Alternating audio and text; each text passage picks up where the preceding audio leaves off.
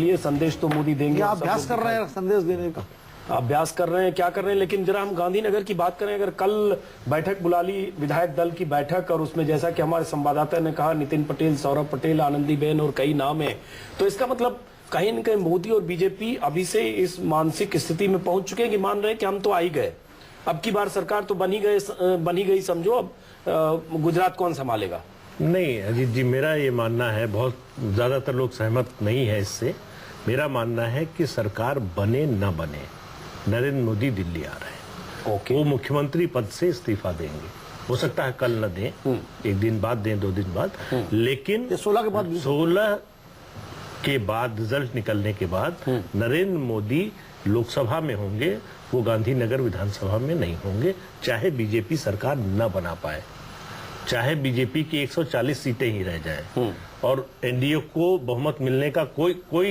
कोई गुंजाइश न रहे, तो लीडर अपोजिशन भी अगर बीजेपी का बनेगा तो वो नरेंद्र मोदी ही बनेगा। एक बहुत अहम बात प्रदीप सिंह ने कही, और जाहिर है जब 2 जगह से चुनाव लड़ रहे हैं और पूरे देश में उनके नाम पर जिस ढंग से बीजेपी चुनाव लड़ रही है, प्रदीप जी जो कह रहे हैं उसका एक बड़ा कारण ये है कि आप देखिए, चुनाव से पहले बीजेपी ने सामूहिक रूप से अपने पूरे राष्ट्रीय नेतृत्व को एक तरह से किनारे कर दिया।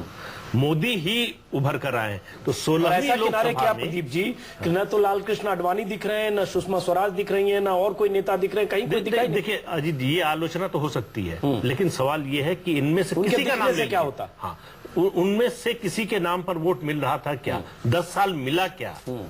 तो अगर मोदी के नाम पर वोट मिल रहा है, और जिस तरह की देश की राजनीति हो गई है, व्यक्ति केंद्रित हो गई है, वो बीजेपी कोई अपवाद नहीं है, सभी पार्टियों का ये हाल है। चलिए तो अब मुद्दे पर वापस लौटते हैं कि अगर विधायक दल की बैठक होती है, और चलिए वो तो औपचारिकता है, कल जो भी होना होगा 16 के बाद होगा, लेकिन इनका विकल्प मोदी अपना उत्तराधिकार किसको सौंपेंगे। मुझे लगता है एक अंदाजा है कि केशु भाई पटेल से सत्ता हासिल की थी उन्होंने, तो किसी पटेल को शायद लौटाना चाहेंगे, और उनके जो करीबी लोग हैं उनमें आनंदीबेन पटेल का दावा जो है वो सबसे मजबूत माना जाता है, हो सकता है वो, बाकी कोई और मोदी ऐसे किसी अपने करीबी लेफ्टिनेंट को चाहेंगे जो मोदी दिल्ली में भी रहे तो सत्ता उनके नाम पर चले, या उनकी रजामंदी से फैसले, कम से कम उनका एक रैपो हो, मतलब आपस में ट्रस्ट हो, मतलब ऐसा नेता हो, मुख्यमंत्री ऐसा हो कि गुजरात में उन्हीं के विरोध में काम करने लगे। तस्वीरें हम दिखा रहे हैं, जो छत्तीसगढ़ के मुख्यमंत्री है रमन सिंह, उन्होंने गुलदस्ता सौंपा है नरेंद्र मोदी को। तस्वीरें आप लगातार देख रहे हैं, गुलदस्ता और गमला और बुके, ये सीजन शुरू हो गया है। विनोद अग्निहोत्री,